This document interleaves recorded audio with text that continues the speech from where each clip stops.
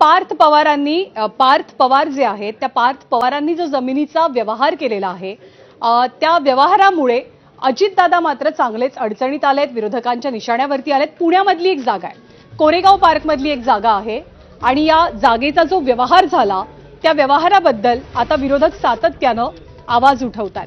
पार्थ पवारांचा मोठा मुलगा अजित पवारांचा मोठा मुलगा पार्थ पवारांच्या अमिडिया कंपनीनं पुण्याच्या कोरेगाव पार्कातील 1800 कोटींची जमीन केवळ 300 कोटींना विकत घेतल्याचा आरोप झालाय। धक्कादायक बाब म्हणजे ही जमीन महार वतनाची असल्याचं समोर येत आहे। त्यामुळे पार्थ पवारांसोबत अजित पवार सुद्धा मोठ्या अडचणीमध्ये सापडलेत। विरोधक अजित पवारांच्या राजीनाम्याची मागणी लावून धरतात। चहूबाजूंच्या वादानंतर आणि चहूबाजूच्या टीकेनंतर अखेर या कंपनीला नोंदणी आणि मुद्रांक शुल्क विभागानं नोटीस दिली आहे। 2% स्टॅम्प ड्युटी भरण्याचे आदेश दिले गेलेत। त्यामुळे 6 कोटी रुपये स्टॅम्प ड्युटी म्हणून पार्थ पवारांना भरावे लागतील। या कंपनीनं सवलत घेत 500 रुपयांचंच मुद्रांक शुल्क भरलं होतं असा आरोप आहे। त्यामुळे अजित पवारांची सुद्धा या सगळ्या प्रकरणावरनं चांगलीच कोंडी झाल्याचं दिसतंय।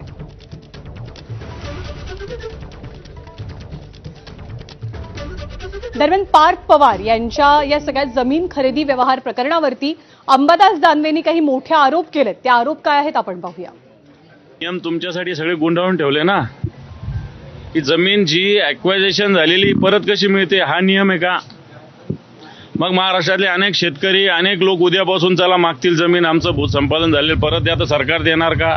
मग तुम्ही 1800 कोटीचं जमीनचं 300 कोटी व्हॅल्युएशन कुठून काढलं? मग तुम्ही मुद्रांक शुल्क का नाही भरलं? आणि कोणता नियम पार्थ पवारांनी पाळला हे पार्थ पवारांनी सांगा। या सगळ्या विषयाचा खुलासा पार्थ पवारांनी करावा। रजिस्ट्री किती रुपयात झाली? 500 रुपयाच्या बॉन्डवर। परवाच्या दिवशी अजितदादा बोलले शेतकऱ्यांना तुम्हाला सगळं फुकट लागतं। तुम्हाला का फुकट लागतं? 1800ची जमीन 300 कोटीत का लागते? मुद्रांक शुल्क तुम्हाला का माफ करावा लागतो? आणि एकीकडे पार्थ पवार यांच्यावरती आरोप होत असताना दुसरीकडे राज्याचे माजी महसूल मंत्री एकनाथ खडसेंनी अजित पवारांच्या राजीनाम्याची जोरदार मागणी लावून धरलेली आहे। मी म्हणतोय की या व्यवहाराची पूर्णपणे चौकशी होईपर्यंत राजीनामा द्यावा। पूर्ण व्यवहार झाला आणि त्याच्यात अजितदादांचा काहीही संबंध आढळला आणि राजीनामा परत घ्यावा। पण नैतिक जबाबदारी तर स्वीकारली पाहिजे। आपला मुलगा त्या ठिकाणी व्यवहार केलेला सरकारी जमीन आहे, आता नसताना तर कसं होईल? अशा जमिनीच्या संदर्भामध्ये व्यवहार करत असताना गव्हर्नमेंटची परवानगी घ्यायला पाहिजे होती, ती यांनी घेतलेली दिसत नाही। किंवा परवानगी घेतली असेल तर अजूनपर्यंत तसं काही माहिती नाही।